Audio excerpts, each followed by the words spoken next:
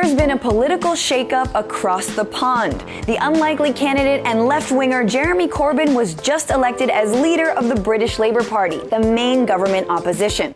But I'm an American. Why should I care? Well, it turns out Corbyn's beliefs are really left, and he embodies the anti-corporate, anti-war, tax-the-rich, pro-economic equality ideals that so many are looking for. Which sounds a bit like someone I know. Oh, hello, Bernie. As it turns out, these two have a lot in common. They've both represented the left in politics for a long time, have attracted huge crowds in recent rallies, motivated young people, and terrified their party's more mainstream members.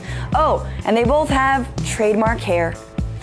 The magnitude of Corbyn's win wasn't lost on the Vermont senator either. Sanders told the Huffington Post he was delighted to see Corbyn win the Labour Party vote. He said, "We need leadership in every country in the world," which tells the billionaire class that they cannot have it all.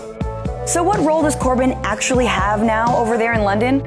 Well, as an opposition leader, he can set the policy agenda to challenge the Prime Minister and the leading party. The opposition leader also creates what are called shadow cabinet members, people who speak for the party on all sorts of issues. So far, a majority of Corbyn's shadow appointments have been women, and he's established a minister for mental health, something that's never existed before. So you could say Corbyn is already making a statement.